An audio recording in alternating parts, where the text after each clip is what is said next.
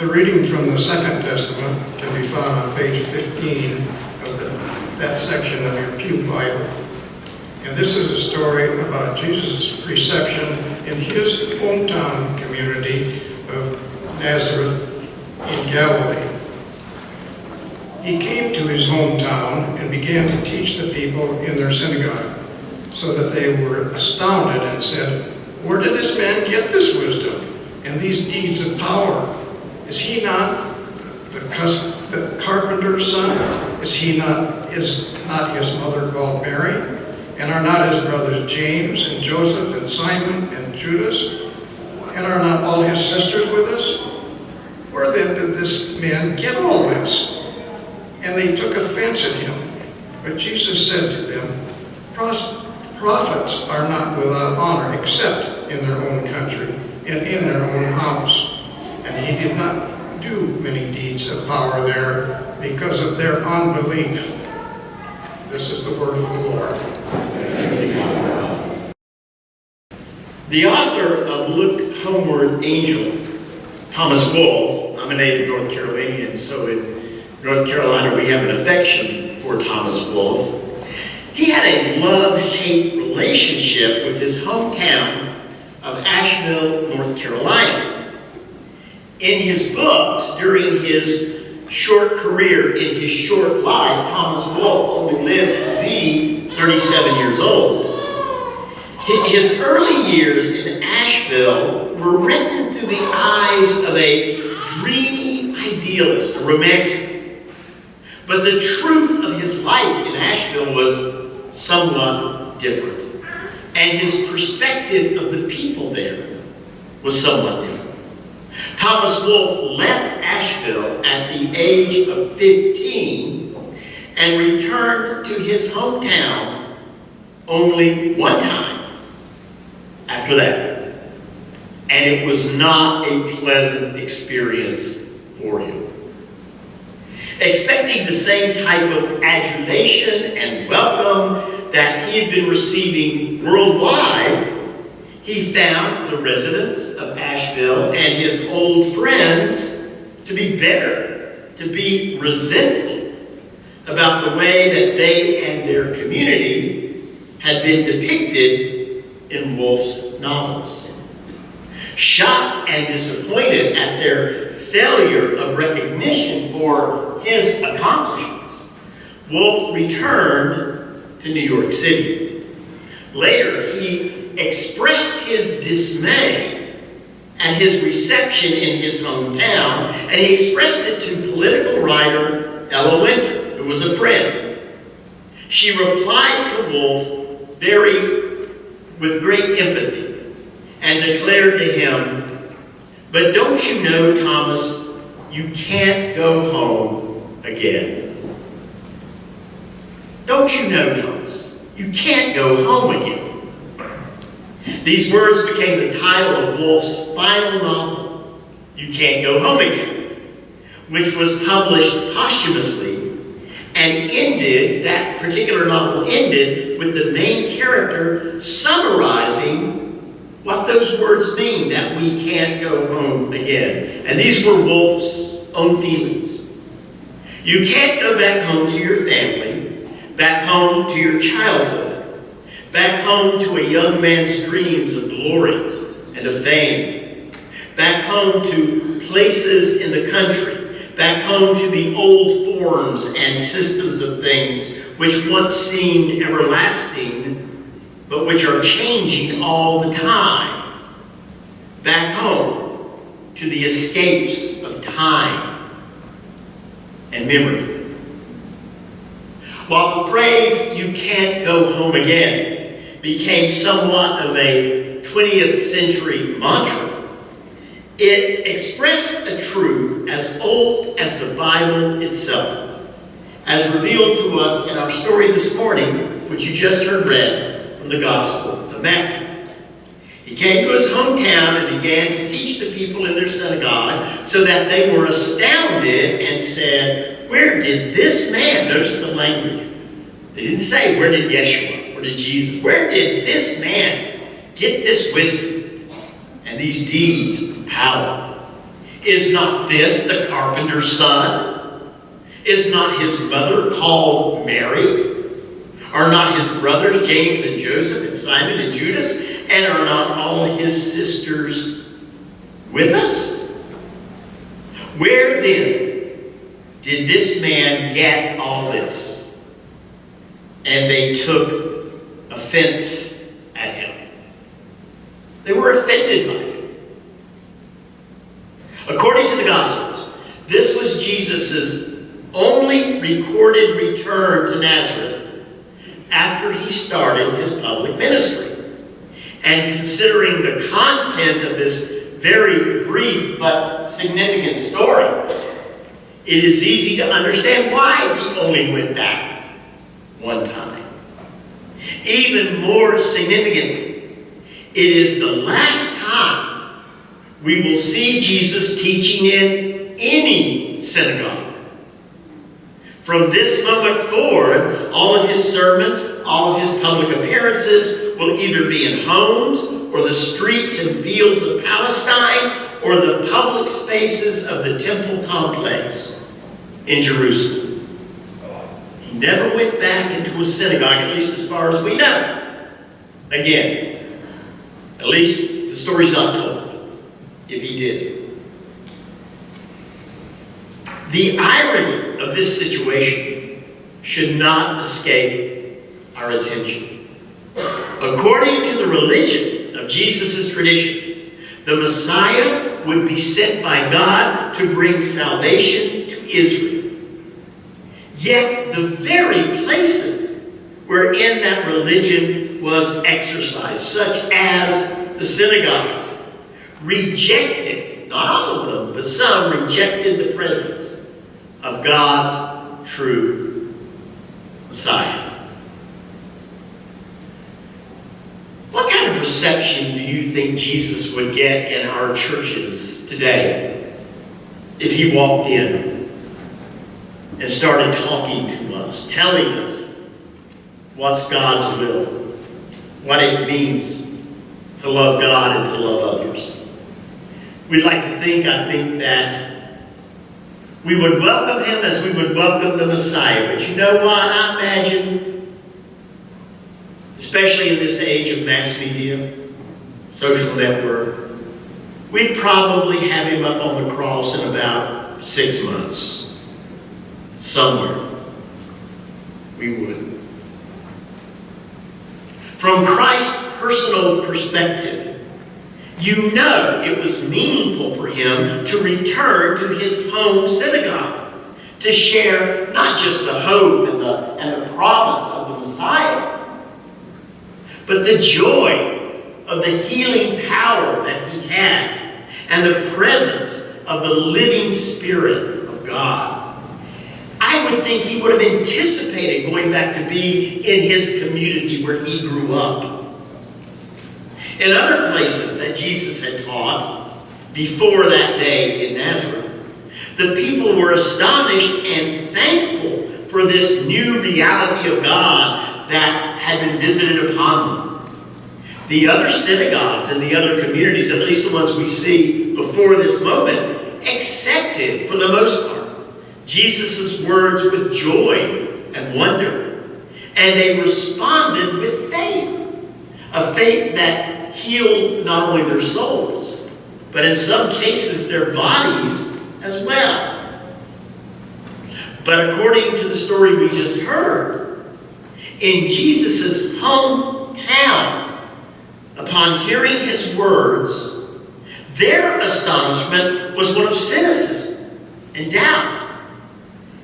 Jesus' growing reputation as a faith healer and prophetic teacher had preceded him by the time that he arrived in Nazareth. But clearly, his community was having none of it. They didn't want anything to do with it. It is sadly ironic that up until this point in the Gospels, the only ones who challenged Jesus' identity and authority in the synagogues were the unclean spirits, the demons. the people possessed by demonic powers. In fact, we know that some of Jesus' first miracles involved silencing or casting out these manifestations of antagonism. But that day, in the synagogue of Jesus' own community, it was not the unclean spirits who challenged and questioned Christ's teachings, but the people with whom he had grown up as the son of Mary and Joseph. The people and the place that meant something to him. Have you ever had a disappointing homecoming? Because we have lots of homecomings in our lives, don't we? I'm not just talking about that thing at school, whatever, or college, or whatever our schools are. I'm talking about any homecoming. One of the quotes that I've used before in this pulpit comes from poet Robert Frost, who wrote, you might remember this, "Home is the place where, when you have to go there, they have to take you in." I love that quote. Certainly Jesus expected his lifelong neighbors and friends to, at a minimum, take him in. But his community refused to get past seeing the Jesus they had known, as opposed to seeing him as the Jesus sent by God. They could only love Jesus in their own terms. They couldn't accept anything else. Listen again to the questions that Jesus' community asked in their own hearts, that they asked of each other as Jesus spoke in the synagogue. Where did this man get his wisdom and these deeds of power? Is this not the carpenter's son? They never speak his name. They identify him by what his father did and by the names of his family. And there's a reason for that. In Christ's hometown, consistent with the culture of that age, one's identity could not be separated from one's family of origin. Jesus was the carpenter's son. And the carpenter's son was expected to be what? A carpenter. Not a Messiah. In the village of Nazareth, carpenters were much more important than roaming prophets or itinerant preachers. The people of the village depended on the carpenter to build their homes, to build their barns, to repair their broken tools, to build the fences that protected the town and the residents from thieves and rustlers. And Jesus had walked away from both the tools of his family, the family business, and had walked away from the community. And the people of Nazareth had no intention of accepting him in any other way. They weren't going to do it. Jesus responds to their rejection, not with anger, not with condemnation, but with what I hear as a rather heartbroken acknowledgement. Prophets are not without honor, except in their own country and in their own house. Jesus' words sound proverbial. We have a similar proverb in our own language as first expressed by Chaucer. Familiarity breeds contempt. While we do not know the Hebrew or Aramaic origins of Christ's words, the fact that he responds to his community's rejection with a philosophical maxim reinforces his acceptance of the lonely journey that he was beginning to undertake as the Messiah. He responded with kind of a shrug of the shoulders and said, "This is what's going to happen." He knew it was. Having left a community who loved him, who loved his family in his formative years, Jesus returned to that community with what? An offer of a new kind of love. But it was the kind of love for which his friends and his neighbors simply were not prepared. As I said before, we want to love people. And sometimes, I think most of the time, we want to love God in our own terms. And a lot of times those terms come from a selfish perspective. What's in it for me if I love you? But Christ presented his community a love they neither could accept nor understand. The unconditional love of God for a broken world. A world yearning in that time for redemption. The problem with that kind of love for them and in Nazareth, and for you and I, and for the world, is that it must be shared. It yields no personal or material benefit. And that ran counter to the message of the religion of Christ's community, where loving God was about the good things you received from God. And if you received bad things, well, God didn't love you. That was the love reflected in their religion. Jesus came with this new type of love, this unconditional love. God not only loves you in spite of your brokenness, I came because of your brokenness. Well, they didn't know how to deal with that message. Bishop N.T. Wright expressed the contrast between religious love and God's love this way. And I'm going to share the quote with you.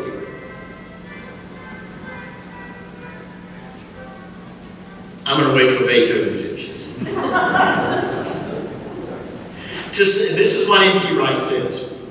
To suppose that we are saved, as it were, for our own private benefit, for the restoration of our own relationship with God, and for our eventual homecoming and peace in heaven, is like a boy being given a baseball bat as a present and insisting that since it belongs to him, he must always and only play with it in private.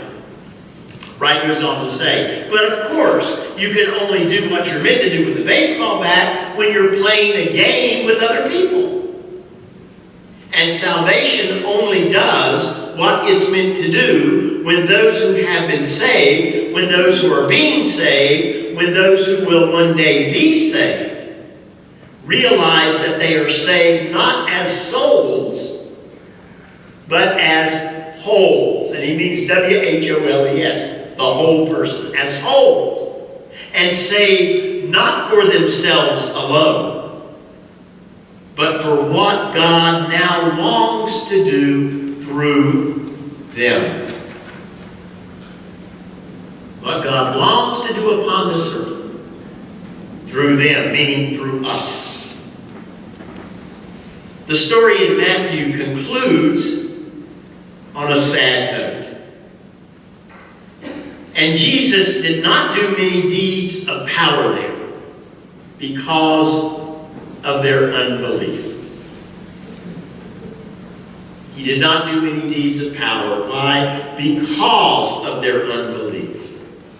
Jesus was forsaken by his community for no more reason than the fact that that is why God sent him. To be forsaken, that we may never be forsaken by God. To lose his home and his community, that we may always have a community. And that one community is the community in which you and I sit this morning. You can call it the church. You can call it the communion of the saints. but it is a community that dwells both in heaven and here on this earth, in this world. And we are brothers and sisters in this community. And that's the gift that Christ gave us in giving up his community and being rejected by his community, that we may have a community of grace and love forever. So on this first Sunday of Lent, may Christ be praised. Why? Because we truly can go home again. We can go home. To that home made not by hands, but that home eternal in the heavens. Christ's sad homecoming created a joyful one for us. Let us never forget that. And let us share the love that God gives to us to share with others through our hands